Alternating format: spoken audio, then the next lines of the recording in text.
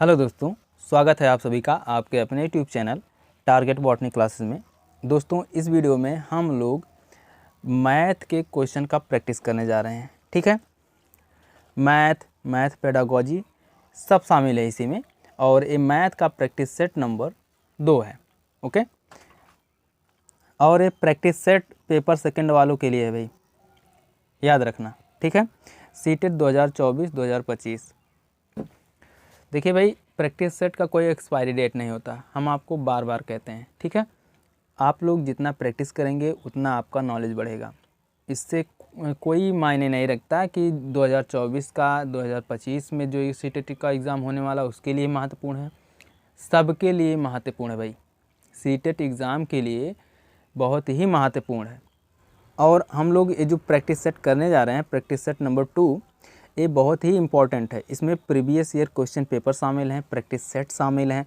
Okay, जो exam में पूछे गए हैं क्वेश्चन वो शामिल हैं, इसलिए बहुत ही इम्पॉर्टेंट टॉपिक है। और जितने भी प्रैक्टिस सेट हमने कराया आपको, सभी के सभी इम्पॉर्टेंट हैं और सभी एग्ज़ाम में पूछे हुए क्वेश्चन हैं। जितने भी प्रैक्टिस सेट हैं आपके अपने YouTube channel target botany classes के प्लेलिस्ट में, सब के सब सीटेट के एग्ज़ाम में पूछे हुए क्वेश्चन हैं, कोई बाहरी क्वेश्चन नहीं है भाई।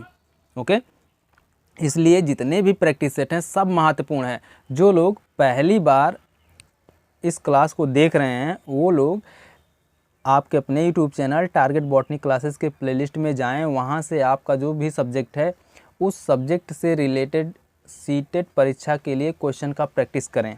ओके, तो चलिए देर ना करते हुए वीडियो को स्टार्ट करते हैं। देखिए, प्रैक्टिस सेट नंबर 2 है।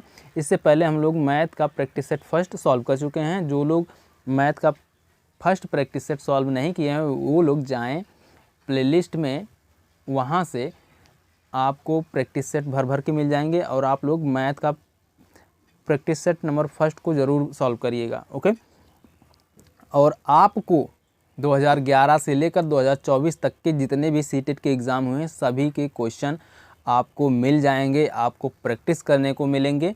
ठीक है, तो हमारे साथ आप लोग बने रहिएगा। देखिए, चलते हैं अपने टॉपिक पर। देखिए, पहला क्वेश्चन है, गणित की वर्तमान NCERT पाठ्य पुस्तकें ... की अनुशंसा को ध्यान में रख कर लिखी गई हैं। किसकी अनुशंसा को ध्यान में रख कर लिखी गई हैं भाई, बताइए। 2006 में CBSE द्वारा प्रस्तावित पाठ्यक्रम, या फिर 2006 में राज्य बोर्ड द्वारा प्रस्तावित पाठ्यक्रम, या फिर राष्ट्रीय पाठ्यचर्या की रूपरेखा 2005 के अनुसार, या फिर राष्ट्रीय शिक्षा नीति 2000 बोल रहे हैं, राष्ट्रीय शिक्षा नीति 1986। बताइए भाई, इनमें से कौन सा ऑप्शन सही है? ऑप्शन नंबर सी सही है, राष्ट्रीय पाठ्यचर्या की रूपरेखा 2005। ठीक है, NCERT 2005 के अनुसार गणित की वर्तमान NCERT पाठ्य पुस्तकों को राष्ट्रीय पाठ्यचर्या की रूपरेखा 2005 की अनुशंसाओं को ध्यान में रख कर लिखी गई हैं। यह विद्यालयी शिक्षा की अब तक की नवीनतम राष्ट्रीय दस्तावेज है।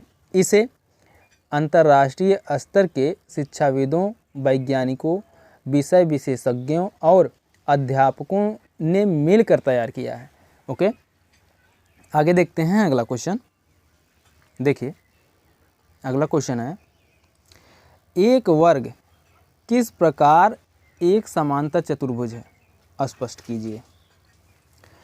विद्यार्थियों को उपरोक्त प्रश्न का उत्तर लिखने के लिए कहा गया। शिक्षक का उद्देश्य है क्या है भाई? शिक्षक का उद्देश्य विद्यार्थियों को मुक्त अंत वाले प्रश्नों से परिचित कराना, विद्यार्थियों के लेखन कौशल को सुधारना, या फिर विद्यार्थियों को चिंतन और मनन का अवसर देना, या फिर कक्षा को अधिक अंतःक्रियात्मक या सहभागी बनाना। बताइए भाई, इनमें से कौन सा ऑप्शन सही है? जल्दी बताइए, कौन सा ऑप्शन सही है भाई? जल्दी बताइए। ऑप्शन नंबर सी सही है, विद्यार्थियों को चिंतन और मनन का अवसर देना। ओके। एक वर्ग किस प्रकार एक समांतर चतुर्भुज है, यह प्रश्न लिखवाने का शिक्षक का प्रमुख उद्देश्य यह है कि विद्यार्थी दिए गए प्रश्नों के बारे में चिंतन करें तथा उसे हल करने का प्रयास करें। ओके, आगे देखते हैं अगला क्वेश्चन। देखिए, क्षेत्रमिति की इकाई पर आधारित पाठ योजना में शामिल एक अनुदेशात्मक उद्देश्य इस प्रकार था। शिक्षार्थी गणित के अनुप्रयोग को समझ सकेंगे। यह अनुदेशात्मक उद्देश्य क्या है भाई? अनुदेशात्मक उद्देश्य देखिए,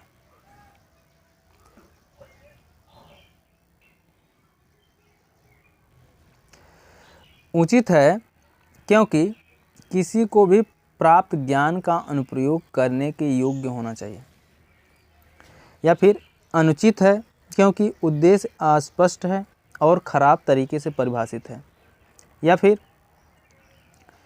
उचित है क्योंकि गणित के सभी इकाइयों का उद्देश्य यही है, या फिर ऑप्शन नंबर डी है, उचित है क्योंकि क्षेत्रमिति पर आधारित इकाई के दैनिक जीवन में अनेक अनुप्रयोग हैं। बताइए भाई, इनमें से कौन सा ऑप्शन सही है? जल्दी बताइए भाई। ऑप्शन नंबर सी सही है, उचित है क्योंकि गणित के सभी इकाइयों का उद्देश्य यही है। ओके, गणित वह विषय है जिसके अंतर्गत लगभग सभी इकाई का अध्ययन आवश्यक होता है, ना कि किसी एक इकाई का अध्ययन करना। गणित विषय की प्रत्येक इकाई अति महत्वपूर्ण है, अर्थात क्षेत्रमिति की इकाई पर पाठ योजना में शामिल एक अनुदेशात्मक उद्देश्य यही था कि विद्यार्थी गणित के अनुप्रयोग को समझ सकें। ओके, आगे देखते हैं अगला क्वेश्चन। देखिए, कक्षा 8 का एक शिक्षक सभी प्रकार के चतुर्भुजों की विशेषताएं पढ़ाता है। इस इकाई के बाद कक्षा परीक्षा में शिक्षक चतुर्भुज का निर्माण करने से संबंधित समस्या पूछते हैं। कक्षा में से कोई भी परीक्षा में निष्पादन नहीं कर पाता है। इसका संभावित कारण हो सकता है, क्या हो सकता है भाई? बताइए। शिक्षक इस इकाई में विद्यार्थी की रुचि नहीं बना पाया है। विद्यार्थी कक्षा परीक्षा के प्रति गंभीर नहीं थे और उन्होंने अच्छी तरह से तैयार नहीं की थी। कक्षा के सभी विद्यार्थी होशियार नहीं हैं और कक्षा में दिए गए अनुदेशों और किए गए आकलन में अंतर है। बताइए भाई, इनमें से कौन सा ऑप्शन सही है? ऑप्शन नंबर डी सही है, कक्षा में दिए गए अनुदेशों और किए गए आकलन में अंतर है। ओके, कक्षा 8 में शिक्षक विद्यार्थियों को सभी प्रकार के चतुर्भुजों की विशेषताएं पढ़ाता है तथा बाद में उससे संबंधित समस्याओं को पूछता है, लेकिन कक्षा में कोई भी समस्या का निष्पादन नहीं कर पाता है। इसका प्रमुख कारण हो सकता है कि कक्षा में दिए गए अनुदेशों और किए गए आकलन में अंतर है। ओके, आगे देखते हैं अगला क्वेश्चन। मैथ आ गया भाई, चलिए सॉल्व करते हैं। देखिए, दो धनात्मक संख्याओं का योगफल 63 है।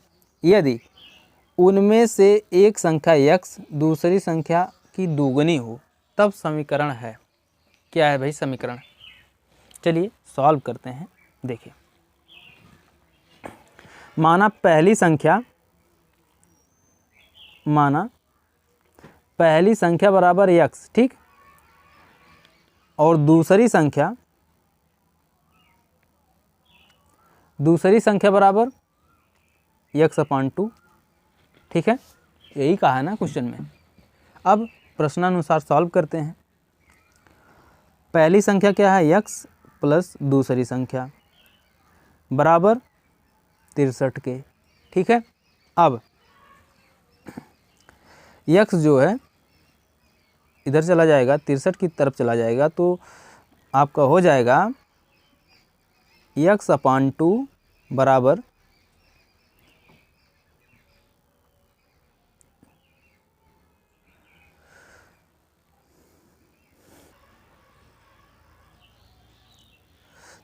63 माइनस x। ओके, अब स्किप करते हैं भाई, स्पेस ही नहीं रहेगा। देखिए उतना हो गया ना, कितना हो गया था, x/2 बराबर 63 माइनस x, इतना हो गया था। अब क्या करना है,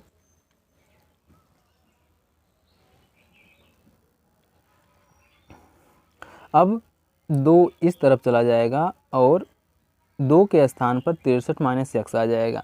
देखिए x/63 माइनस x बराबर 2 के, ठीक है, यही आपका आंसर है। ओके, तो कौन सा ऑप्शन सही है, ऑप्शन नंबर बी सही है। ओके, आगे देखते हैं अगला क्वेश्चन। समझ में आया ना। देखिए अगला क्वेश्चन है 3 गुणे 10 की घात 5 प्लस 4 गुणे 10 की घात 3 प्लस 7 गुणे 10 की घात 2 प्लस 5 बराबर है। बहुत ही इजी क्वेश्चन है भाई, अगर इसको नहीं कर पाए आप लोग तो जान लीजिए सतुआ पर महंग हो आप लोग, ठीक है। बहुत ही ऐसे भी एग्ज़ाम में भी आते हैं, बट क्या होता है ना, वहाँ पर माइंड ठीक से काम नहीं कर पाता, माइंड कंसंट्रेट नहीं रहता। 3 गुणे 10 की घात 5 प्लस 4 गुणे 10 की घात 3 प्लस 7 गुणे 10 की घात 2 प्लस 5, यही है ना। अब हम इसको लिख सकते हैं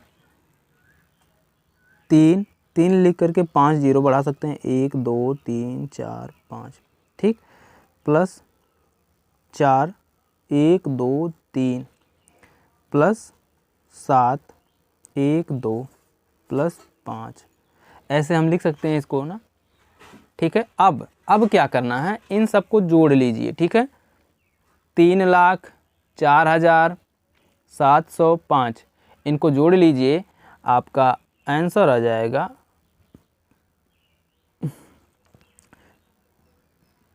30,4705, यही आपका आंसर है भाई, ठीक है। तो ऑप्शन नंबर फर्स्ट ही सही है। आगे देखते हैं अगला क्वेश्चन।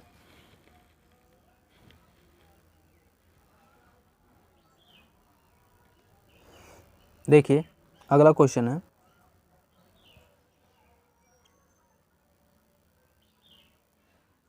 देखिए संख्याओं 5.02 5.18 5.12 5.007 और 5.018 के माध्य और माध्यिका का योगफल है। क्या है भाई, चलिए देखते हैं हम लोग। माध्यिका निकालना है। माध्यिका दी गई संख्याओं का n + 1/2वां पद, ओके, यही फार्मूला है माध्यिका, ठीक। अब दी गई संख्याओं को आरोही क्रम में लिखने पर, ठीक है, तो आरोही क्रम में लिखते हैं भाई। देखिए पहले कौन आएगा, सबसे छोटा, देखिए 5.007, ओके। अब 1 मिनट भाई, एक ही लाइन में समाप्त करते हैं, यहाँ से लिखते हैं, ठीक है। तो पहले कौन आएगा, 5.007, ओके। अब 5.018, ओके। अब 5.02, ओके। अब 5.12, अब 5.18, ओके, आरोही क्रम में हो गया। अब कुल पद कितने हैं भाई, पदों की संख्या निकालो। कुल पदों की संख्या 1 2 3 4 5, ठीक। कुल पदों की संख्या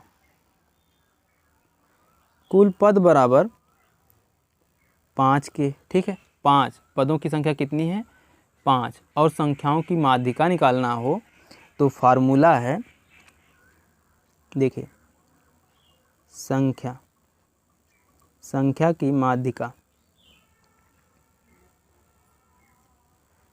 की माध्यिका निकालनी हो तो फार्मूला है आपका n+1/2, ठीक है।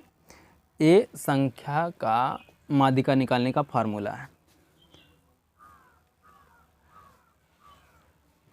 तो चलिए देखते हैं, इसको स्किप करते हैं भाई।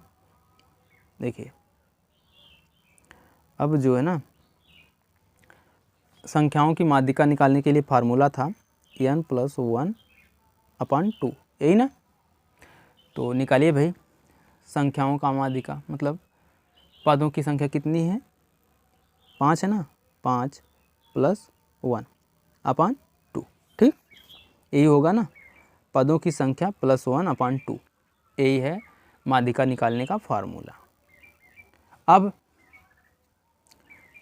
5 1 6, 6/2, 2 3 6, 3 आ गया। तीनवां पद आ गया।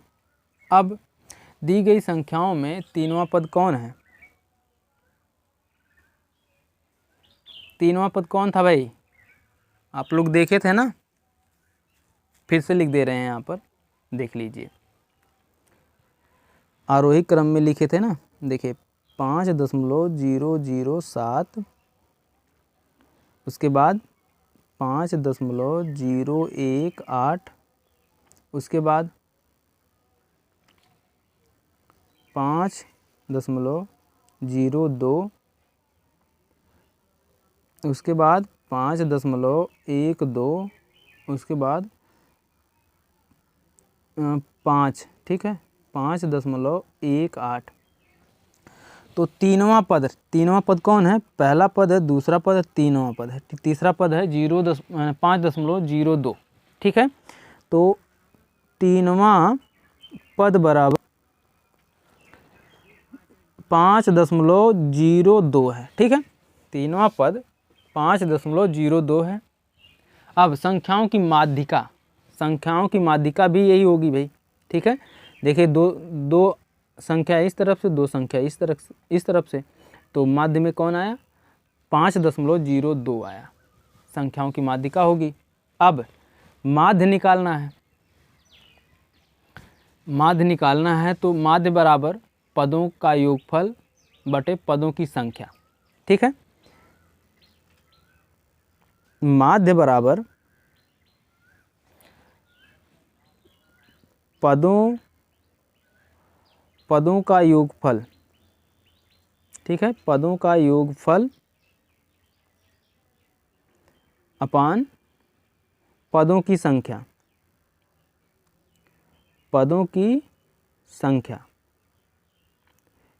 यही होता है माध्य का फार्मूला, ठीक है। तो अब लिखते हैं भाई आगे। माध्य का फार्मूला क्या था? माध्य बराबर पदों का योगफल बटे पदों की संख्या, पदों का योगफल, तो सभी पद लिखना पड़ेगा भाई। 5.007 प्लस 5.018 प्लस 5.02 प्लस 5.12 प्लस 5.18, ठीक है। ये हो गया पदों का योगफल अपान पदों की संख्या कितनी है भाई? 5 है ना, 5 हो गया। अब जोड़ लीजिए सबको, ठीक है। ऊपर का जोड़ने के बाद आपका आ जाएगा 25.345 अपान 5, ओके। अब काट दीजिए, पंचम 25, ठीक है, 5 आ गया, 0.0, ठीक है, 5 छक 30, 5 9 45। इतना आ गया। एक क्या आ गया भाई, आपका माध्य आ गया। ठीक है, ये माध्य आ गया, माध्य है, माध्य निकल कर आ गया। ठीक है, अब समांतर माध्य प्लस माध्यिका, समांतर माध्य, देखिए अब क्या है, समांतर माध्य प्लस माध्यिका।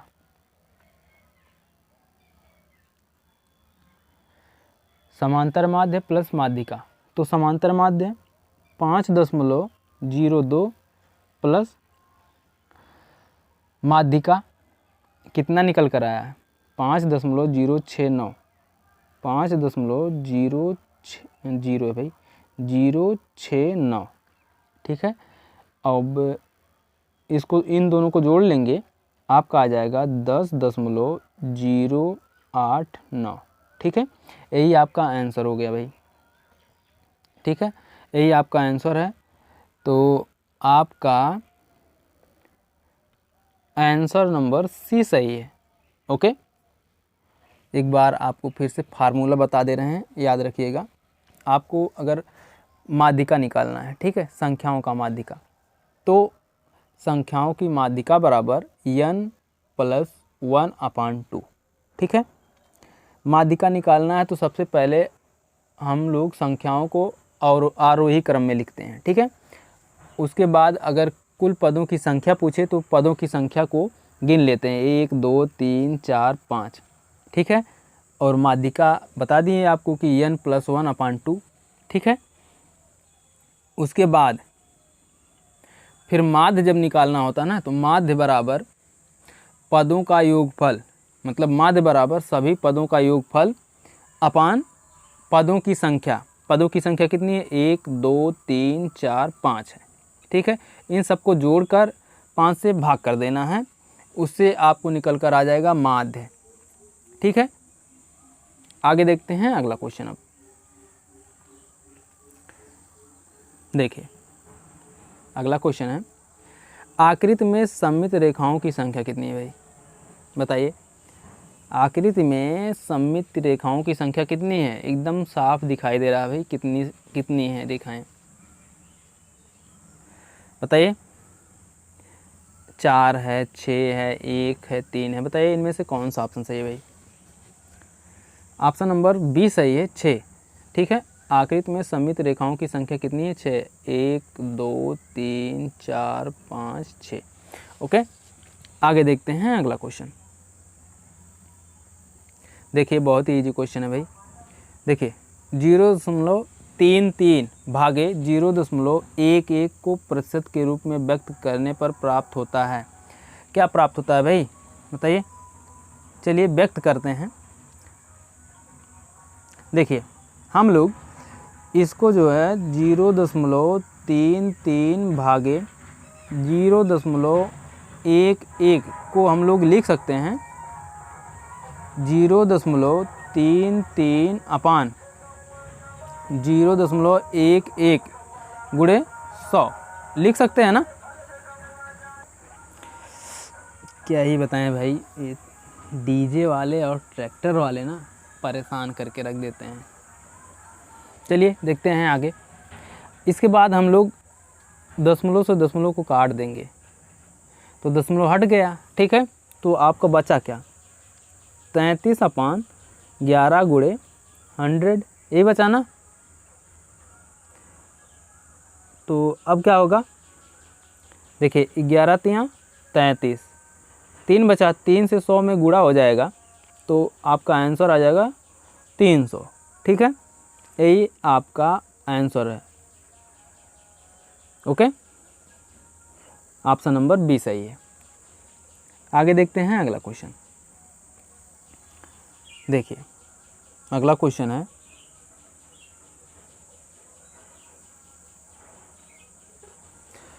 दो वर्गों की भुजाएं क्रमशः x सेंटीमीटर तथा 2x + 1 सेंटीमीटर हैं, उनके परिमापों का योगफल 100 सेंटीमीटर है, उनमें से बड़े वर्ग का क्षेत्रफल सेंटीमीटर स्क्वायर में है, क्या है भाई। चलिए निकालते हैं। देखिए यहाँ पर निकालते हैं। दो वर्गों की भुजाएं क्रमशः कितनी हैं?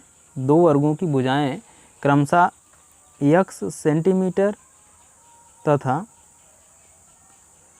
2x + 1 सेंटीमीटर, इतना है ना भाई। दोनों वर्गों के परिमापों का योगफल कितना है?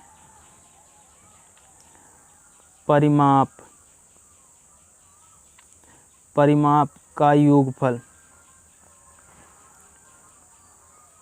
बराबर 100 सेंटीमीटर। ठीक है, 100 सेंटीमीटर है। अब प्रश्नानुसार प्रश्न जो कह रहा है, वर्ग बोला है ना, तो वर्ग की चारों भुजाएं बराबर होती हैं, तो हमको 4 जोड़ना पड़ेगा। ठीक है, 4 दोनों पक्ष में जोड़ना पड़ेगा। x सेंटीमीटर में भी 4 जोड़ना पड़ेगा और 2x + 1 में भी 4 जोड़ना पड़ेगा। ठीक है, तो प्रश्नानुसार देखिए 4 × 2x + 1, ठीक है, प्लस 4x बराबर 100 सेंटीमीटर के। ठीक है, अब 4 दूनी 8x, 8x प्लस 4 एकम 4 प्लस 4x बराबर 100 सेंटीमीटर के। ठीक है, अब स्किप करते हैं भाई इसको, उसके बाद ही आगे कर पाएंगे क्वेश्चन को। देखिए अब कितना था? 8x + 4 + 4x बराबर 100 सेंटीमीटर, यही था ना। अब क्या करना है? 8 × 4 = 12। ठीक है, 8 × 4 = 12x बराबर 4 जो है 4 यहाँ पर चला जाएगा, तो आपका हो जाएगा 100 - 4, ये होगा ना, तो घट जाएगा, तो आ जाएगा कितना? 96। तो x बराबर हो जाएगा आपका 96/12, 12 × 8 = 96, आपका 8 आ गया। ठीक है, अब प्रत्येक वर्ग की भुजा बराबर, देखिए प्रत्येक बोल रहे हैं बड़े वर्ग की, भाई बड़े वर्ग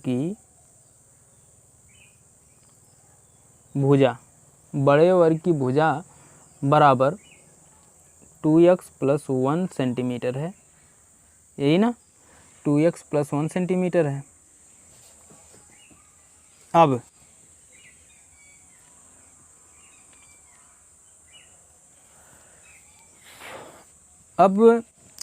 अब देखिए, इसको स्किप करते हैं भाई।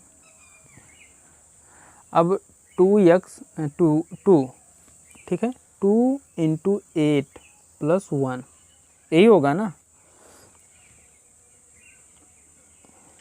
2 है, x कितना निकल कर आया था? 8 आया था ना x। तो देखिए यहाँ पर आपको फिर से बता दे रहे हैं भाई, देखिए 2x + 1 यही है ना सेंटीमीटर, ये है बड़े वर्ग की भुजा। ठीक है, ये बड़े वर्ग की भुजा है। तो 2 और x के स्थान पर कितना आया था? अभी हम लोगों ने जस्ट निकाला, 8 आया था। ठीक है, तो x के स्थान पर 8 + 1 इतना हुआ। x का मान रखने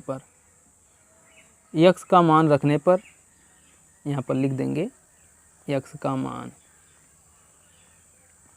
रखने पर यही जो है 8 जो है x का मान है। ठीक है, अब 2 × 8 = 16, 2 का 8 में गुणा हो जाएगा, 2 × 8 = 16 + 1 बराबर 17। ठीक है, तो 17 सेंटीमीटर।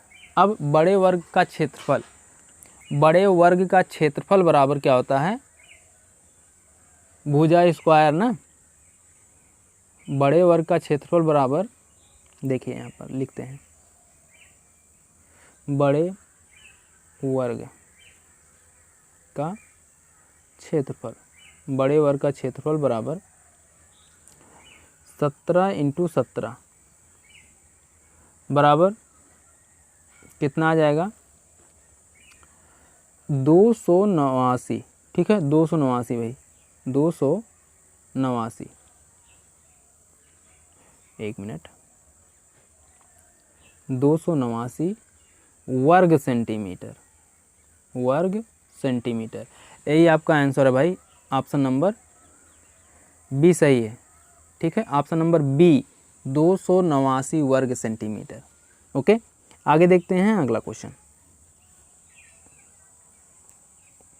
देखिए, संख्याओं 4, 20 और 28 के मासा यानी HCF तथा लासा एलसीएम का योगफल है। कितना है भाई? निकाल लीजिए, लासा और मासा निकाल लीजिए। देखिए,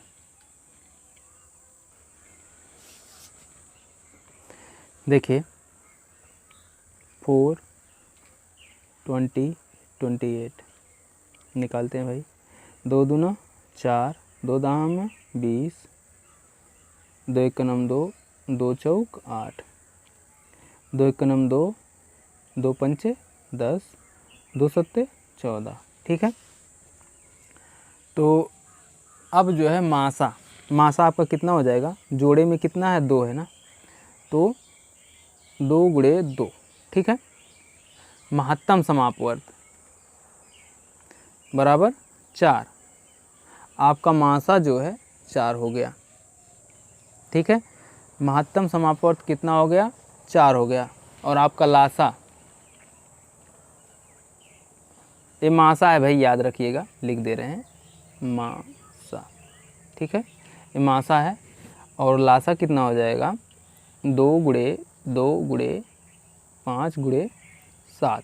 ठीक है, 2 दूना 4, 4 पंचे 20, 20 सत्ते 140।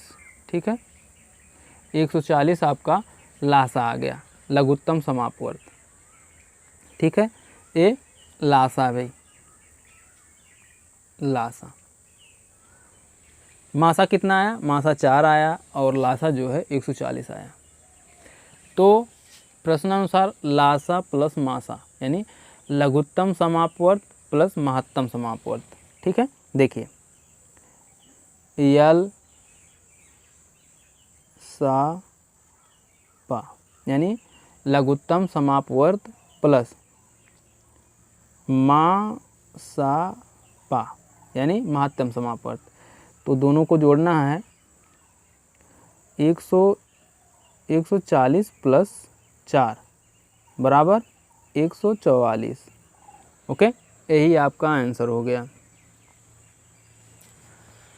तो आपका आंसर जो है 144 हो गया, ऑप्शन नंबर बी सही है।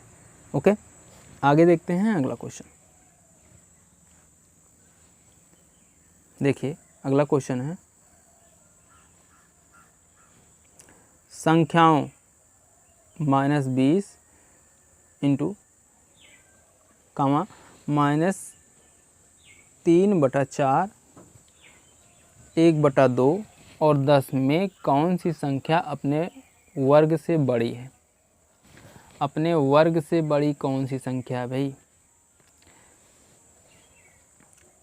इसमें साफ दिख रहा है 1/2 जो है अपने वर्ग से बड़ी है, क्योंकि देखिए,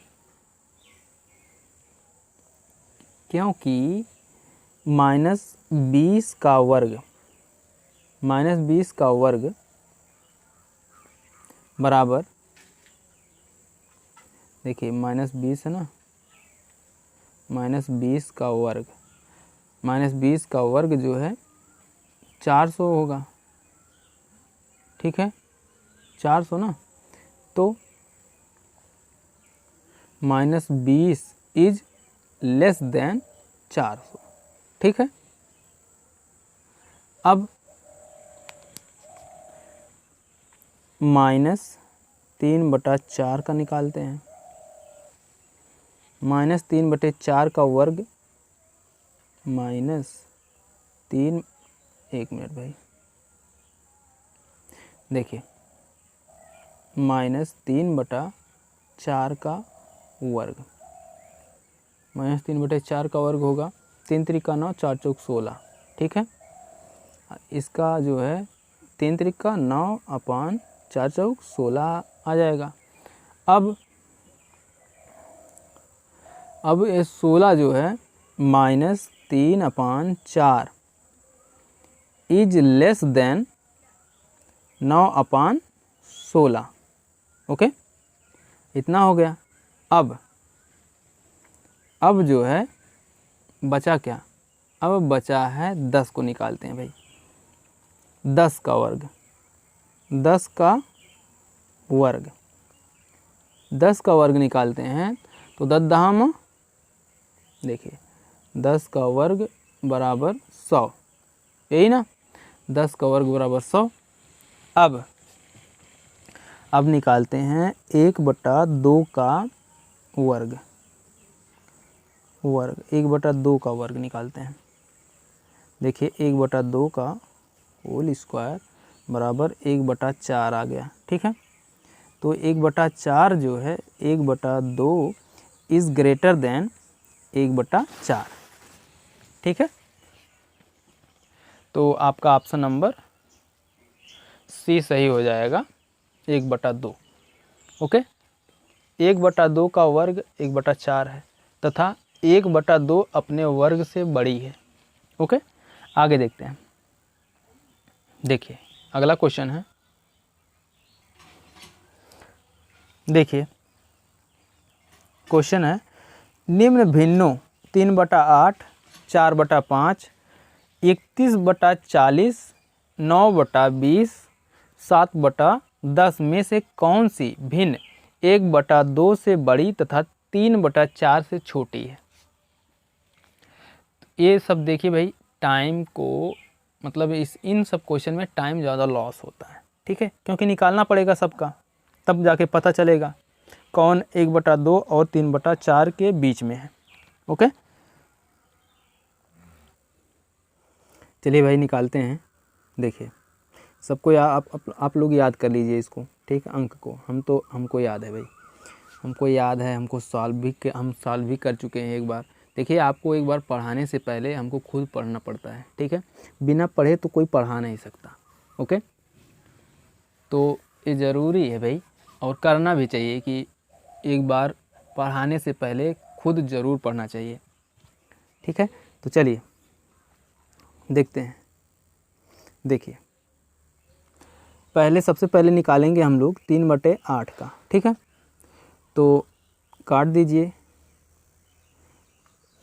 0.0, 8 त्रिक 24, 8 त्रिक 24, 7 5, इतना आ जाएगा। ठीक है, अब निकालेंगे हम लोग 4/5 का। ठीक है, तो 5 से भाग नहीं जाएगा 4 में, तो यहाँ पर भी दशमलव लगेगा। ठीक है, 0 तो जब दशमलव लग जाएगा तो यहाँ 0 बढ़ जाएगा, 5 8 40 हो जाएगा, 4 आ गया। ठीक है, अब हम लोग यहाँ पर भी इससे वही प्रक्रिया थी भाई। ठीक है, लेकिन ऊपर वाले में लिखी नहीं है। आप लोग समझदार हैं, इतना तो समझ जाते हैं, हमें उम्मीद है पूरा। और आगे देखते हैं। देखिए 31/40, इसमें भी नहीं जाएगा, इसमें भी दशमलव लगाना पड़ेगा। ठीक है, तो इसमें आ जाएगा आपका 0.775, 775 भाई, 775, इतना आ जाएगा। ओके, आप लोग देखिए, आपको सबसे अच्छे से समझ में आएगा, आप लोग इसका भाग विधि से अच्छे से निकाल लीजिए। ठीक है, सब कुछ समझ में आ जाएगा। देखिए हम जो है एक बार इसको सॉल्व कर चुके हैं, इसलिए जो है हमको पता है सब कितना काटने पर कितना आएगा, इसलिए हम आपको बता रहे हैं। और आप लोग एक बार भाग विधि से निकाल लीजिएगा अच्छे से, व्यवस्थित ढंग से। ठीक है, अब देखिए आगे है 9/20, ये भी नहीं जाएगा तो दशमलव लगेगा भाई, तो इसका आ जाएगा आपका 0.45। ओके, इतना आ जाएगा। और बचा कितना, 7/10 बचा ना, तो इसका जो ये भी नहीं जाएगा, 10 से 7 में भाग जाएगा नहीं भाई, तो इसमें भी दशमलव लगाने पड़ेगा, तो 0.0 0.7 आ जाएगा इसमें, 7 10 में 70 हो जाएगा ना, इतना आ गया। अब देखिए, अब निकालते हैं हम लोग 1/2 इज लेस देन भिन्न 3/4 का। ठीक है, तो 1/2 का भिन्न कितना हो जाएगा भाई, बताइए, 0.05 आ जाएगा। ठीक है, इसको अरे आप काटेंगे तो 2 से 1 में जाएगा, नहीं तो दशमलव लगाएंगे तो 10 1 जो है 10 में परिवर्तित हो जाएगा, तो 2 पंचे 10 कट नहीं जाएगा। उसके बाद फिर देखिए, उसके बाद फिर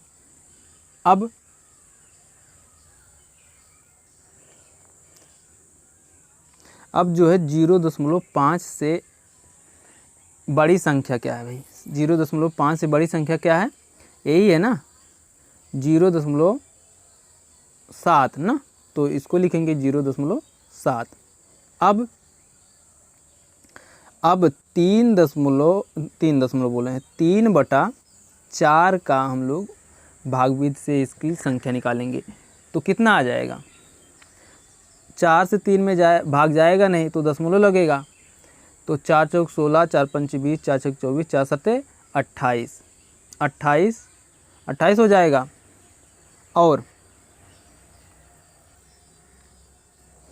और बच जाएगा 2। ठीक, 28 2 30 होता ना, बच जाएगा 2, और 2 में एक शून्य बढ़ जाएगा, 20 हो जाएगा, 4 पंचे 20।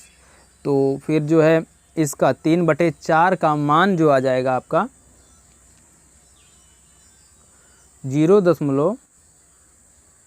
1 मिनट भाई,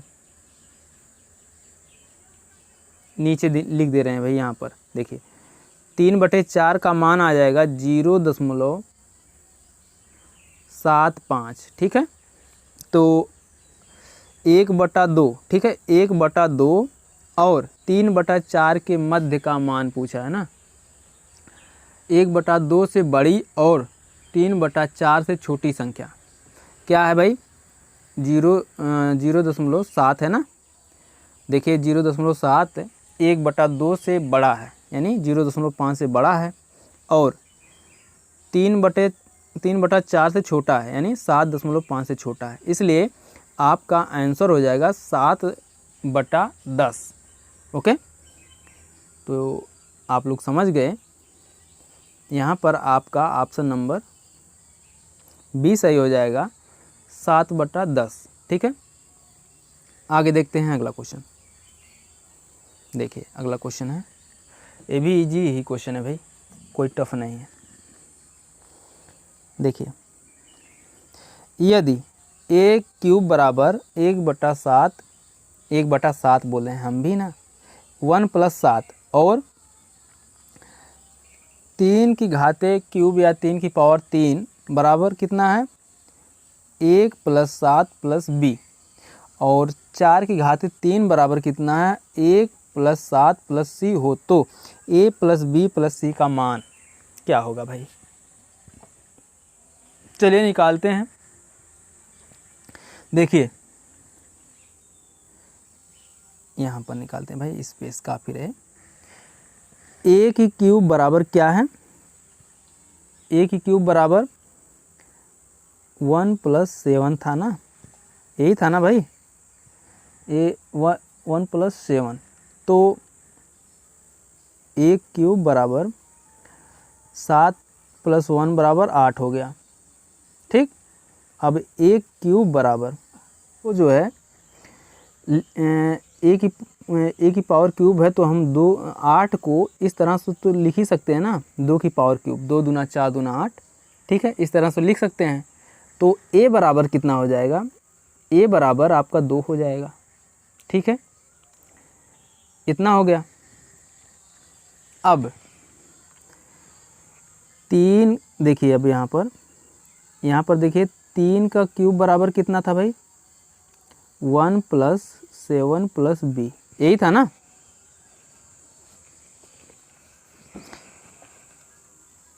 सेवन + b यही था। अब तो b बराबर कितना हो जाएगा, b बराबर 7 1 8 हो जाएगा ना। तो a 3 की पावर 3 जो है b के स्थान पर आएगा, तो ये 1 + 7 जो है -8 हो जाएगा, -8 हो जाएगा, प्लस 3 त्रिक का 9 त्रिक 27 हो जाएगा ये। ओके, अब b बराबर 27 में से -8 घटा दीजिए, ठीक है, b बराबर 19 आ जाएगा। 27 में से 8 घटा दीजिए, 19 आ जाएगा। ये b का मान हो गया। अब यही नीचे देख लीजिए c का मान, ठीक है, नीचे देखिए c का मान। c का मान क्या था भाई, एक मिनट, देखिए c बराबर a की घाते बोल रहे हैं 4 की घाते 3 बराबर 1 + 7 + c, यही था ना। अब c बराबर 8, 7 + 1 बराबर 8 हो जाएगा, और 4 की घाते 3 है, 4 चौक 16, 16 चौका 64, 64 हो जाएगा। तो आपका 64 इधर आएगा तो माइनस में हो जाएगा, 64 - 8 बराबर कितना हो जाएगा, c बराबर 56 के, ठीक है, इतना हो गया। अब क्या पूछा था भाई, a + b + c का मान। तो a + b + c का मान रखने पर, अब देखिए दूसरा प्रोसेस है, यहाँ से करते हैं भाई। देखिए a + b + c, यही है ना। तो a कितना आया है, 2 आया है, प्लस b कितना आया है, 19 आया है, c कितना है, 56 है। ओके, इतना है। a का मान 2 है, b का मान 19 है, c का मान 56 है। अब सबको जोड़ लीजिए, ठीक है, सबको जोड़ लीजिए और आपका आ जाएगा 77, ठीक है, और यही 77 आपका आंसर है। ओके, आगे देखते हैं अगला क्वेश्चन। यही 77 जो है आपका आंसर है भाई। देखिए ऑप्शन नंबर फर्स्ट सही है। आगे देखते हैं, देखिए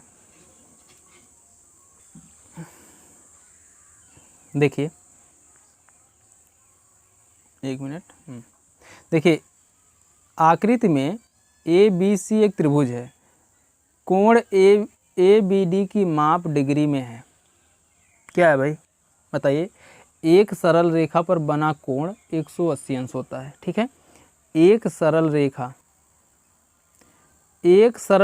पर बना कोण 180 अंश होता है। और तो कोण ADB, ठीक, कोण ADB पर 180 डिग्री माइनस 119 बराबर 61 डिग्री, ठीक है। ADB बराबर 61 डिग्री हो जाएगा। ओके, फिर से सुन लीजिए, एक सरल रेखा पर बना कोण 180 डिग्री होता है, ठीक है, 180 अंश होता है। तो कोण ADB पर आपको 119 में से 180 में से 119 घटा दीजिए, आपका आंसर आ जाएगा 61, ठीक है, 61 डिग्री। तो ADB बराबर 61 है। तो हम जानते हैं कि त्रिभुज ABD के तीनों कोणों का योगफल 180 होता है। तो आगे देखते हैं,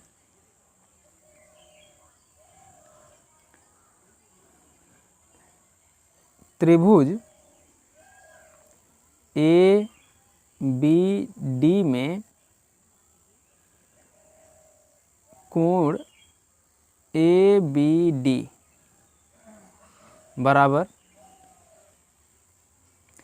180, ठीक, 180 माइनस, वहाँ पर स्पेस नहीं है भाई इसलिए यहाँ लिख दे रहे हैं 180 माइनस ब्रैकेट में कोण BAD प्लस कोण ADB, ओके, ब्रैकेट में।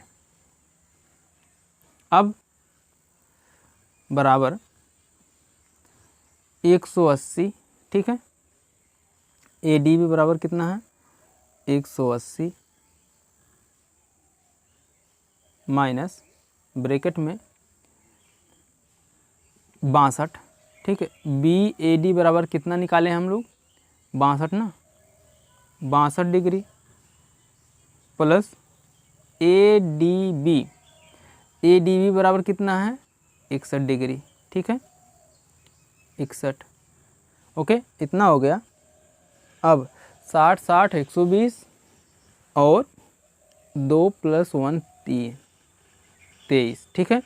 अब जो है 180 माइनस 123 घटा दीजिए, 180 माइनस 123 डिग्री घटा दीजिए तो आपका निकल कर आ जाएगा 57, ठीक है। अब यहाँ पर लिख दे रहे हैं भाई कोण ABD बराबर 57 के, ओके, यही आपका आंसर हो जाएगा भाई 57, ओके, आपका आंसर हो जाएगा 57, ऑप्शन नंबर सी सही है, ओके। आगे देखते हैं अगला क्वेश्चन, देखिए आगे देखते हैं। देखिए किसी घन का आयतन 125 सेंटीमीटर है, ठीक, 125 सेंटीमीटर क्यूब है, इसके एक फलक का क्षेत्रफल है कितना है भाई बताइए। घन का आयतन कितना है भाई, घन का आयतन देखिए यहाँ पर लिखते हैं भाई, स्पेस रहे पूरा, देखिए घन का आयतन, आयतन बराबर, घन का आयतन बराबर कितना है 125 सेंटीमीटर, 125 सेंटीमीटर स्क्वायर, ओके। आयतन समझ लीजिएगा भाई आप लोग। माना कि घन की भुजा की लंबाई a सेंटीमीटर है, ठीक है, तब घन का आयतन बराबर 1 क्यूब, ठीक है, 1 क्यूब बराबर 125 के, ठीक है, और हम 1 क्यूब बराबर हम लिख सकते हैं 5 का क्यूब, 5 × 25 = 125, ऐसे लिख सकते हैं ना। अब a बराबर हम 5 लिख सकते हैं, ओके। अब क्या है, फलक का क्षेत्रफल पूछा है। अब फलक का क्षेत्रफल बराबर क्या होता है, क्षेत्रफल बराबर a², ठीक है, a² यानी a के स्थान पर क्या आया है 5 आया, ठीक है, तो a² मतलब 5 का वर्ग, 5 का वर्ग मतलब 25 सेंटीमीटर स्क्वायर, यही आपका आंसर है भाई, ठीक है, 25 सेंटीमीटर स्क्वायर। आगे देखते हैं, देखिए इसमें भाई ऑप्शन नंबर फर्स्ट सही है 25 सेंटीमीटर स्क्वायर। आगे देखते हैं, देखिए अगला क्वेश्चन है, काफ़ी भरकम क्वेश्चन है भाई, भारी भरकम। त्रिभुज PQR, फिगर तो दिख ही नहीं रहा है, यहाँ पर P है भाई, त्रिभुज PQR, देखिए त्रिभुज PQR और TQR एक ही आधार QR पर तथा QR के एक ही ओर बने हुए हैं। यदि PQ बराबर TR तथा PR बराबर TQ हो तो निम्न में से कौन सा सही है। चलिए भाई देखते हैं, देखिए यहाँ पर P है भाई, और क्वेश्चन क्या कह रहा था, यदि त्रिभुज PQR, ठीक है, त्रिभुज PQR आर, यही ना, त्रिभुज पी क्यू आर और त्रिभुज T Q R, T Q R, एक ही आधार क्यू आर, ठीक है, एक ही आधार क्यू आर की ओर बने हुए हैं। यदि पी क्यू बराबर, यदि पी क्यू बराबर, ये पी क्यू बराबर टी आर के, ठीक है, यदि पी क्यू बराबर टी आर के तथा पी आर, ए है पी और आर, पी आर बराबर, देखिए एक मिनट भाई, यहाँ पर पी है, यदि पी आर बराबर, पी आर बराबर टी क्यू के, ठीक है, पी आर बराबर टी क्यू के, तो निम्न में से कौन सा सही है?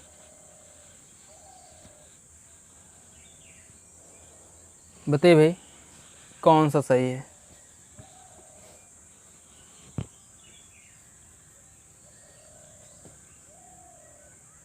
चलिए बताइए। कोण, कोण बोले हैं त्रिभुज पी क्यू आर तथा टी क्यू आर में पी क्यू बराबर,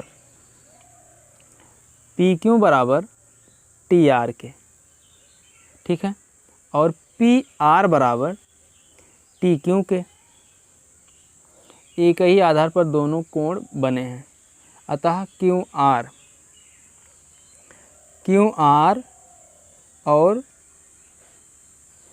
अतः क्यू आर बराबर क्यू आर के, यही ना, भुजा भुजा भुजा के नियम से, यस यस यस, भुजा भुजा भुजा के नियम से ऑप्शन नंबर डी सही है। ओके, आगे देखते हैं अगला क्वेश्चन। देखिए अगला क्वेश्चन है, 2010 में किसी नगर की जनसंख्या 30.3 मिलियन है। यह संख्या निम्न के बराबर है। किसके बराबर है भाई? 30.3 मिलियन है। तो आपको बताना है 30.3 मिलियन किसके बराबर है। देखिए 1 मिलियन बराबर, एक यम लिख दिए मतलब मिलियन, ठीक है। 1 मिलियन बराबर 10 लाख के, ठीक है। 1 मिलियन बराबर 10 लाख के, और 10 लाख को कैसे लिखोगे? 1 1 2 3 4 5 6, ठीक। 10 लाख ऐसे रहेगा। 1 मिलियन बराबर 10 लाख के, तो 30.3 मिलियन बराबर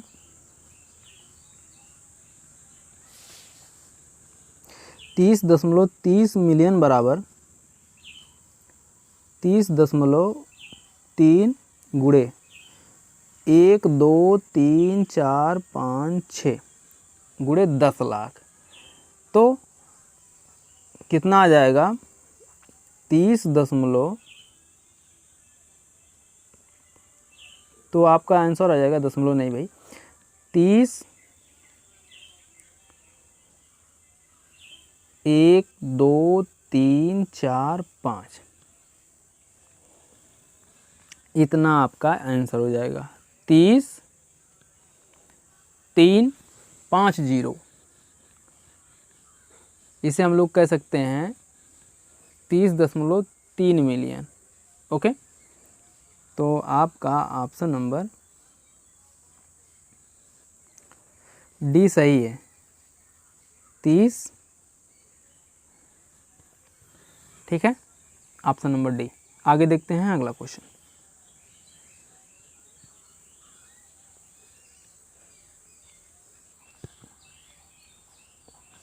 देखिए, दो संख्याओं का योग 32 है। उनमें से यदि एक संख्या -36 हो तो दूसरी संख्या है। दूसरी संख्या क्या है भाई, बताइए।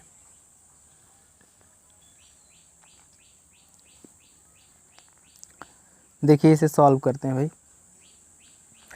दो संख्याओं का योगफल दिया है, ठीक है। दो संख्याओं का योगफल योगफल बराबर 32 है भाई, 32।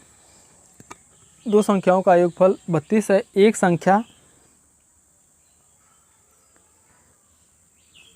संख्या बराबर -36 और दूसरी संख्या बराबर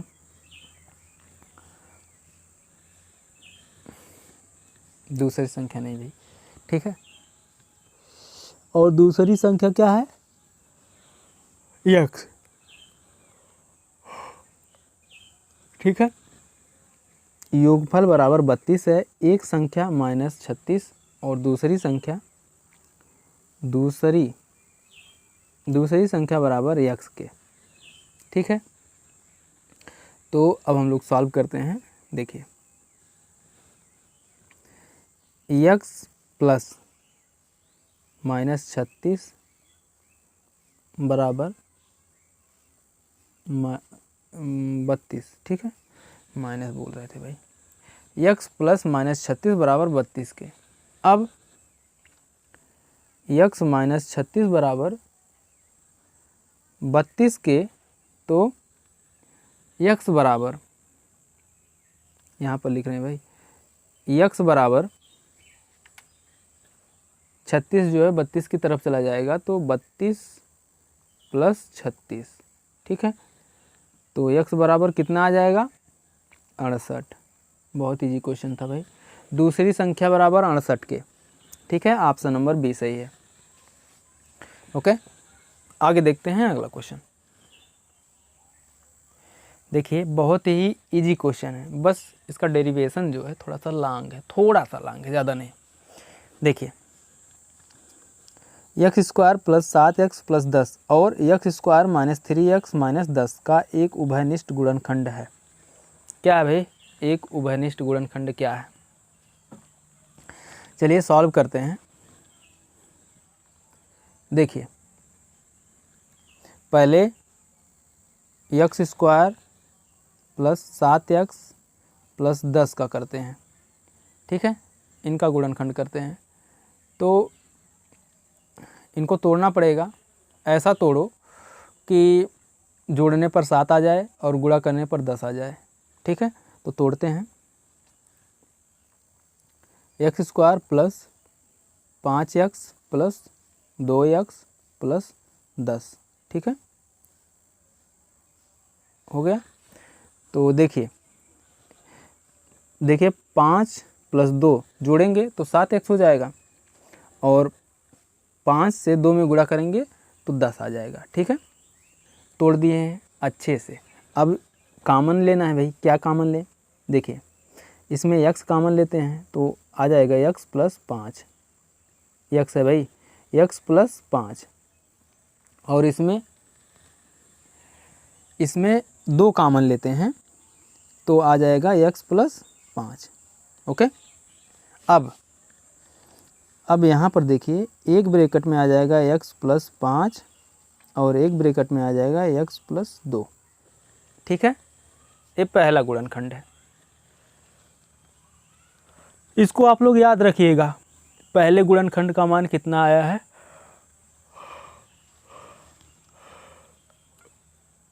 इसको याद रखिएगा भाई, हैं, क्योंकि अभी दूसरा गुणनखंड करने के बाद इसकी ज़रूरत पड़ेगी। अब देखते हैं दूसरा।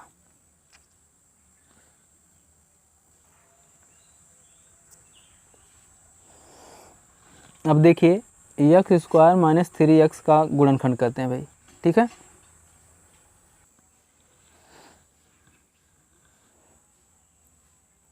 देखिए x square minus 3x minus 10, अब इसका गुणनखंड करना है भाई। चलिए करते हैं, तोड़ते हैं इनको। देखिए x square minus 5x minus नहीं रहेगा, यहाँ प्लस रहेगा, ठीक है, प्लस 2x माइनस 10, यही ना। देखिए 5 में से 2 घटाएंगे तो 3 आ जाएगा और 5 जो है 5 से 2 में गुणा करेंगे तो 10 आ जाएगा। हिसाब बराबर है ना भाई। अच्छे से तोड़ दिए हैं इनको, बहुत ज़्यादा जो है इस सबको भयभीत करते हैं, इनको तोड़ दिए हैं। अब इनका कॉमन ले लो भाई, इनमें देखिए x कॉमन ले लेंगे तो आ जाएगा आपका x प्लस 2, और इसमें -5 कॉमन ले लेंगे, फिर से आ जाएगा x प्लस 2।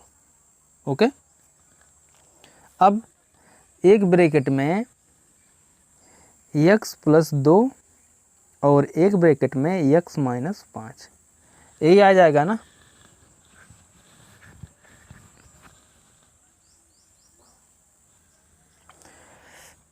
अब दोनों में उभयनिष्ठ क्या है भाई, बताइए। अब दोनों में उभयनिष्ठ, पहले वाले गुणनखंड में क्या उभयनिष्ठ था और दूसरे में क्या है, यही x प्लस 2 दोनों में आया था ना भाई, पहले में भी आया था और दूसरे में भी आया है।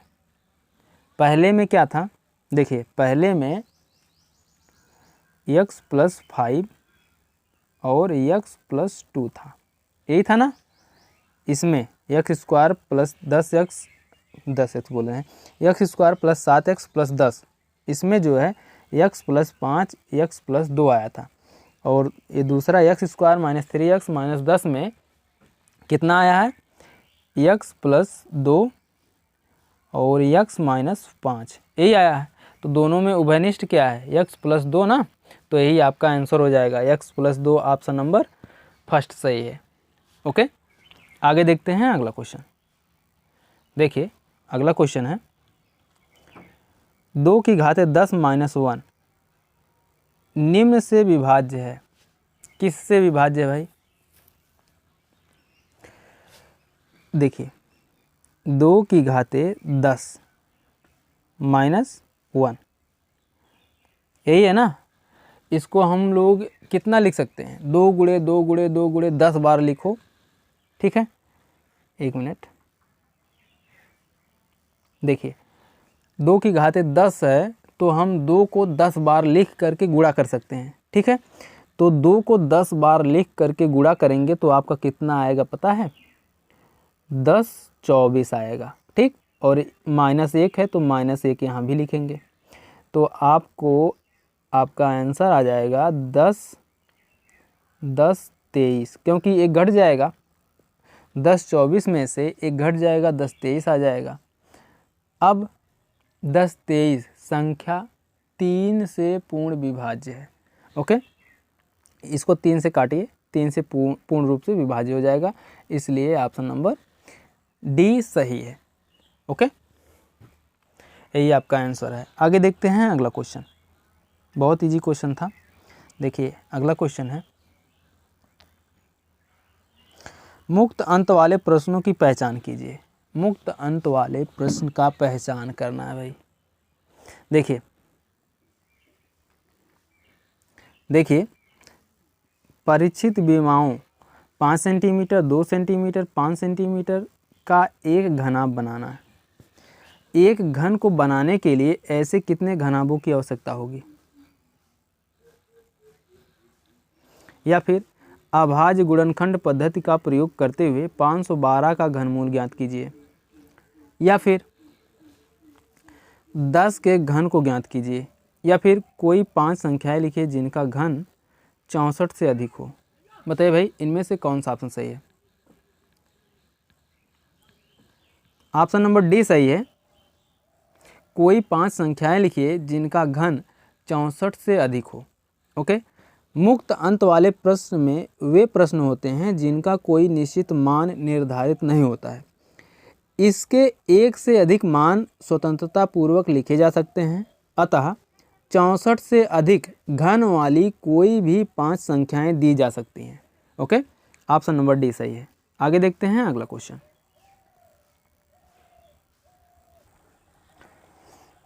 देखिए निम्नलिखित प्रश्न को पढ़िए, हल कीजिए। x प्लस 1/2x प्लस 3 बराबर 3/8। इस प्रश्न में ब्लूम टैक्सोनॉमी के किस संज्ञानात्मक कौशल पर बल दिया गया है। बताइए भाई, इसमें तो ऑप्शन ही नहीं भाई, मिस प्रिंट हो गया।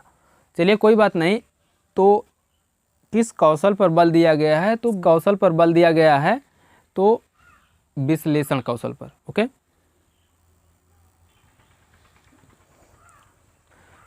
चलिए कोई बात नहीं। तो भाई मिसप्रिंट हो गया तो क्या ही किया जाए, इसका जो आंसर होगा विश्लेषण। ठीक है, x + 1/2x + 3 बराबर 3/8 में x का मान ज्ञात करने के लिए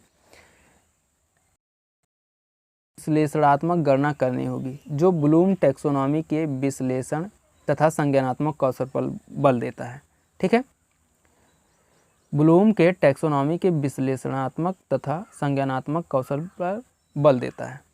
आगे देखते हैं अगला क्वेश्चन। विश्लेषण होगा भाई इसमें, याद रखिएगा। आगे देखते हैं अगला क्वेश्चन। देखिए भाई, भारी भरकम क्वेश्चन आ गया। देखिए, निबंध प्रतियोगिता के आयोजकों ने यह निर्धारित किया कि विजेता को 100 रुपये का पुरस्कार मिलेगा और जो प्रतिभागी जीत नहीं पाए उन्हें 25 रुपये का पुरस्कार मिलेगा। कुल पुरस्कार राशि को वितरित की गई वह 3000 रुपये है। यदि प्रतिभागियों की कुल संख्या 63 है तो विजेता की संख्या ज्ञात कीजिए। गणितीय संकल्पना की जांच के अलावा शिक्षक विद्यार्थियों के साथ चर्चा करते हुए इस प्रश्न के माध्यम से किन मूल्यों को विकसित कर सकता है? बताइए भाई, किन मूल्यों को विकसित कर सकता है? अच्छा निबंध लिखने की योग्यता महत्वपूर्ण है, या फिर सामाजिक मुद्दों पर विचारों को लिखने का विकास नियमित आदत के रूप में किया जा सकता है, और निबंध प्रतियोगिता में भागीदारिता के माध्यम से आप अपने विचारों को सार्वजनिक करने के अवसर को भी प्राप्त कर सकते हैं, या फिर जीतना भागीदारिता से अधिक महत्वपूर्ण है? भागीदारिता अधिक महत्वपूर्ण है। बताइए भाई, इनमें से कौन सा ऑप्शन सही है?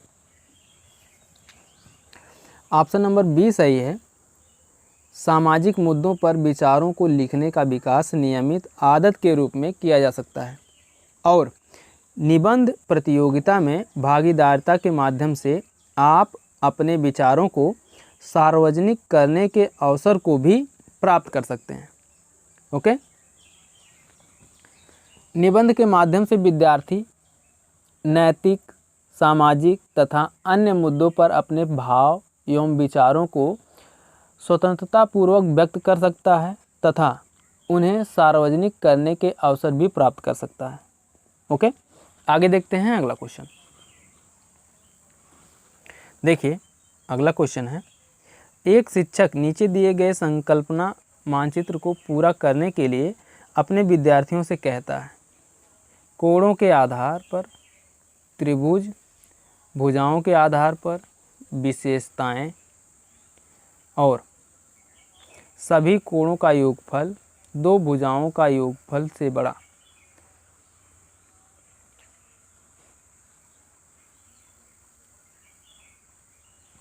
कक्षा में इस गतिविधि के माध्यम से शिक्षक संकल्पना मानचित्र का प्रयोग कर रहा है,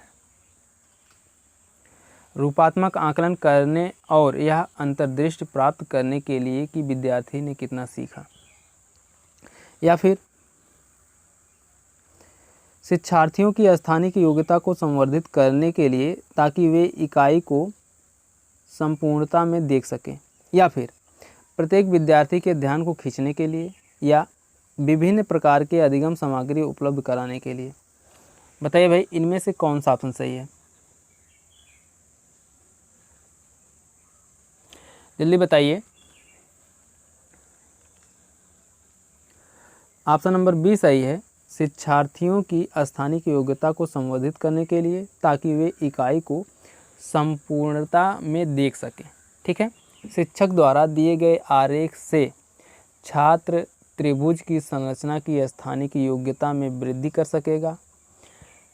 इस आरेख के माध्यम से विद्यार्थी एक तरफ कोणों को ध्यान में रखते हुए त्रिभुज की विशेषताओं को आत्मसात करेगा, तो दूसरी ओर भुजाओं की समानता या विषमानता को विषमानता या विषमता को ध्यान में रखते हुए आकृति के परिवर्तित रूप एवं विशेषताओं को सीखेगा।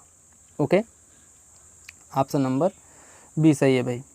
इस फिगर के माध्यम से, ये जो फिगर दिया है इसके माध्यम से क्वेश्चन पूछा था। ठीक है, तो इसमें ऑप्शन नंबर बी सही है। आगे देखते हैं अगला क्वेश्चन। देखिए, किसी आयत का क्षेत्रफल a सेंटीमीटर स्क्वायर है और इसकी लंबाई l सेंटीमीटर है, इसका परिमाप क्या होगा भाई? आयत का क्षेत्रफल दिया है, ठीक है, आयत का क्षेत्रफल दिया है आपको।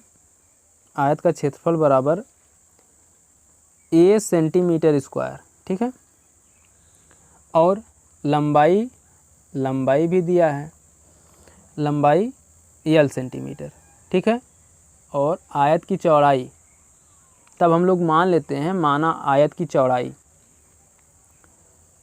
चौड़ाई बराबर 20 सेंटीमीटर, और तो आयत का क्षेत्रफल, फिर से सुन लीजिए एक बार, आयत का क्षेत्रफल दिया है a स्क्वायर सेंटीमीटर, ठीक, और लंबाई l सेंटीमीटर, तब माना आयत की चौड़ाई 20 सेंटीमीटर, तो आयत का क्षेत्रफल बराबर क्या होता है? आयत का क्षेत्रफल बराबर लंबाई गुणे चौड़ाई, यही ना? आयत का क्षेत्रफल बराबर लंबाई गुणे चौड़ाई होता है। अब तो आयत का क्षेत्रफल कितना है? a बराबर लंबाई गुणे चौड़ाई b, ठीक, a बराबर l इंटू बी। तो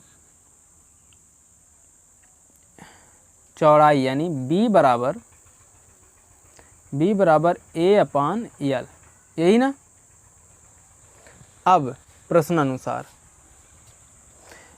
b बराबर a अपान l सेंटीमीटर।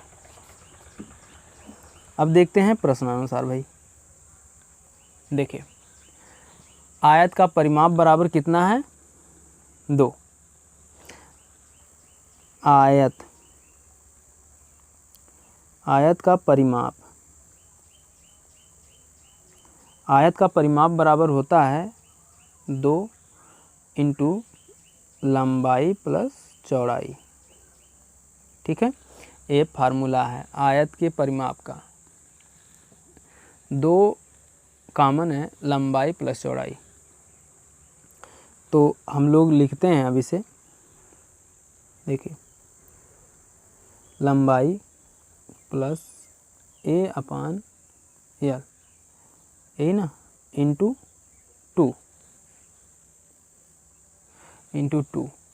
तो आपका आ जाएगा 2l प्लस 2a अपान l centimetre. Okay, 2l plus 2a अपान l सेंटीमीटर। तो आपका आंसर हो जाएगा, ऑप्शन नंबर बी सही है, 2a अपान l सेंटीमीटर। ठीक, आगे देखते हैं अगला क्वेश्चन। देखिए, यदि किसी वृत्त की परिधि 3 सेंटीमीटर है तो इसका क्षेत्रफल सेंटीमीटर स्क्वायर में है कितना भाई? वृत्त का क्षेत्रफल बराबर, देखते हैं भाई यहाँ पर, देखिए, वृत्त का क्षेत्रफल, ठीक है, वृत्त का क्षेत्रफल बराबर पाई आर स्क्वायर। ओके, वृत्त का क्षेत्रफल बराबर पाई आर स्क्वायर। माना वृत्त की त्रिज्या बराबर आर के, तो वृत्त की परिधि आप लोग जानते हैं, वृत्त की परिधि बराबर 3 के, ठीक है। तो अब 2 पाई आर बराबर 3 के, वृत्त की परिधि 2 पाई आर होता है ना, फार्मूला है भाई, वृत्त की परिधि 2 पाई आर, ठीक है, और वृत्त का क्षेत्रफल पाई आर स्क्वायर। याद रखिएगा, वृत्त का क्षेत्रफल का फार्मूला है पाई आर स्क्वायर और वृत्त की परिधि का सूत्र है 2 पाई आर, ठीक है। तो 2 पाई आर बराबर 3 के, तो त्रिज्या पूछा है ना, तो आर बराबर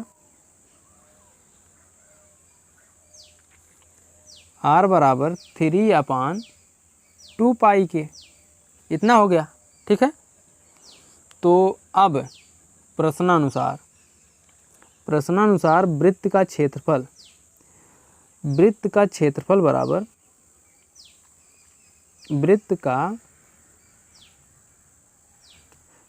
बराबर पाई आर स्क्वायर। ठीक है, पाई आर स्क्वायर वृत्त का क्षेत्रफल है।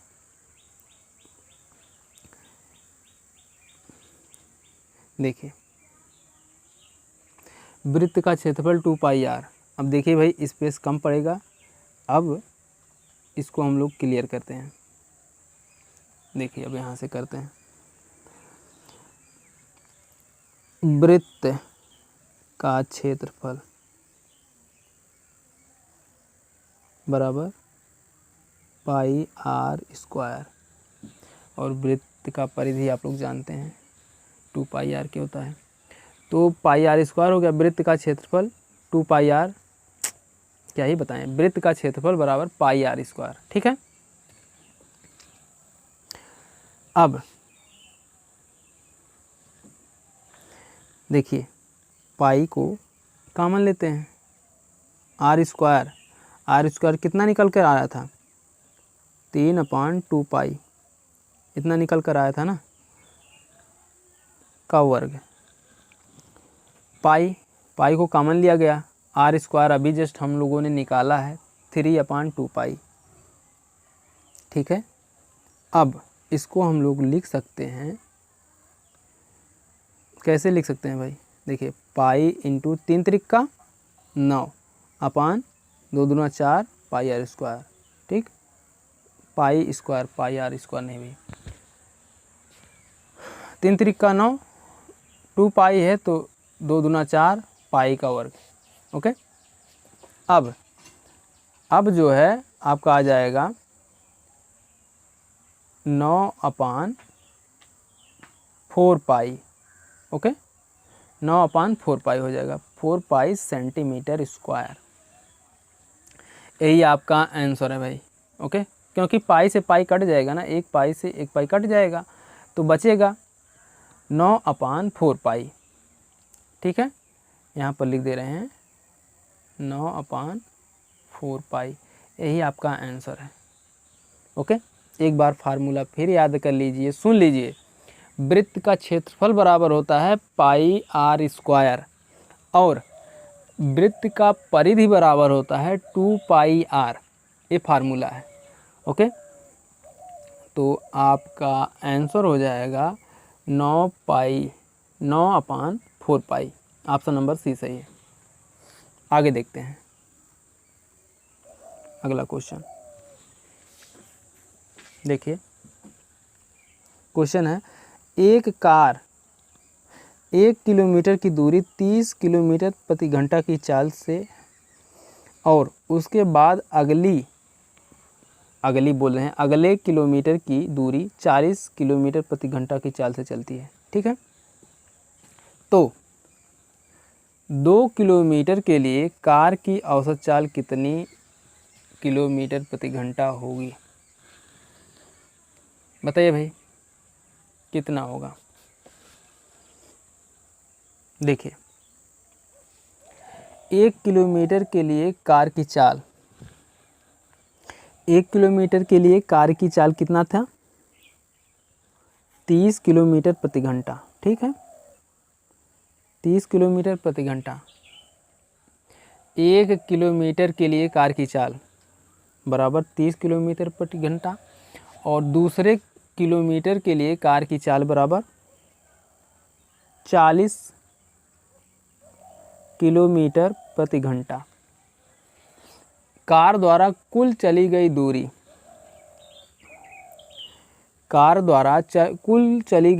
कितना था, 2 किलोमीटर। ठीक, इतना हो गया। अब देखिए भाई, हमारी बातों को ध्यान से सुनेंगे तभी समझ में आएगा, क्योंकि सब चीज़ें हम स्लाइड पर लिख नहीं सकते, इसलिए जो है कुछ चीज़ें हम बोल रहे हैं। अब फार्मूला आता है औसत चाल, अभिष्ट औसत चाल बराबर, लिख दे रहे हैं भाई फार्मूला, औसत चाल। औसत चाल बराबर क्या होता है, 2 गुणे पहली चाल, पहली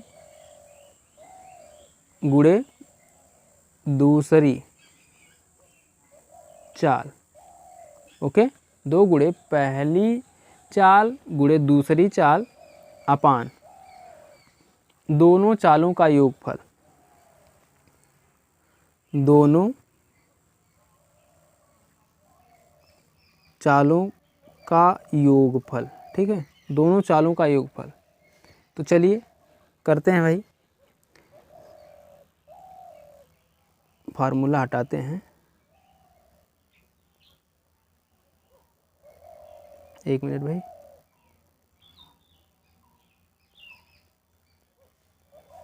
देखिए औसत चाल बराबर कितना है, 2 गुणे पहली चाल। पहली चाल कितना है भाई, पहली चाल 30 किलोमीटर है, 30 किलोमीटर गुणे दूसरी चाल कितनी है, 40 किलोमीटर अपान दोनों चालों का योगफल, यानी 30 + 40। ठीक है, इतना हो गया। अब यहाँ पर करते हैं भाई, अब हम लोग लिखते हैं यहाँ पर, देखिए 2 गुणे 30 गुणे 40 अपान 4 3 70, यानी 40 3 70, 40 और 30 70 होता है ना, तो 1 0 1 0 यहाँ से कट जाएगा। अब बचेगा 2 तिहाई 6, 6 चौक 24, 240 अपान 70। ठीक है, इतना बचेगा। तो हम इसको लिख सकते हैं 34 सही 2/7, लिख सकते हैं ना, 34 सही 2/7 किलोमीटर प्रति घंटा, यही सही होगा। ठीक है, देखिए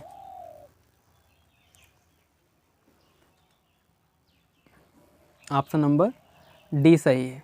आगे देखते हैं अगला क्वेश्चन।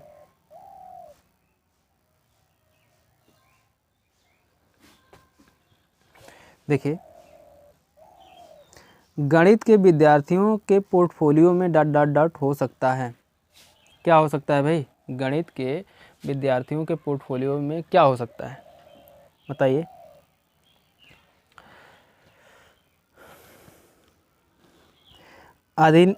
अधिन्यास कार्य के रिकॉर्ड, कार्यपत्रक, गणित प्रयोगशाला की गतिविधियों के रिकॉर्ड, किसी भी गणितीय मॉडल पर राइट अप, गणितीय पोस्टर और कार्ड्स, किसी भी नई प्रकार की समस्या जिसका हल खोजा गया अथवा सामान्यीकरण किया गया आदि हो। ठीक है, ऑप्शन नंबर फर्स्ट ही सही हो गया भाई, तो ऑप्शन नंबर फर्स्ट ही सही है। ठीक है, गणित के एक अच्छे विद्यार्थी के पोर्टफोलियो में अच्छे रिकॉर्ड हो सकते हैं, उनके अधिविन्यास के रिकॉर्ड, कार्यपत्रक जिनमें संपूर्ण इकाई के कार्य होते हैं, गणितीय मॉडल, गणितीय पोस्टर एवं कार्ड एवं जटिल समस्या का हल अथवा समस्या का सामान्यीकरण आदि होता है।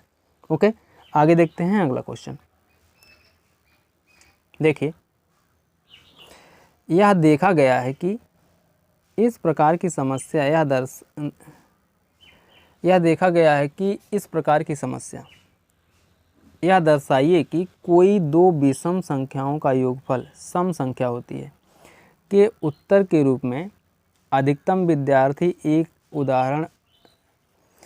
उदाहरण ही उद्धृत करते हैं, जैसे कि 5 + 7 = 12।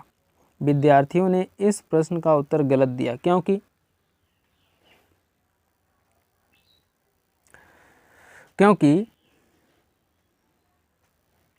विद्यार्थियों ने कक्षा में कथन के लिए तार्किक प्रमाण नहीं सीखा है। ठीक है, ऑप्शन नंबर डी सही है। विद्यार्थियों ने उदाहरण के रूप में 7 + 5 = 12 जैसे उदाहरण को लेकर केवल यह प्रभाव देने की कोशिश की है कि 2 विषम संख्याओं का योगफल सदैव सम संख्या होती है। क्योंकि वे उसके तार्किक प्रभाव को नहीं समझ सके हैं। ओके, तो दोस्तों ये तो था मैथ का प्रैक्टिस सेट नंबर 2 और इसमें 30 क्वेश्चन थे। आप लोग कमेंट करके बताइए कि आप लोगों का 30 क्वेश्चन में से कितना क्वेश्चन सही हुआ और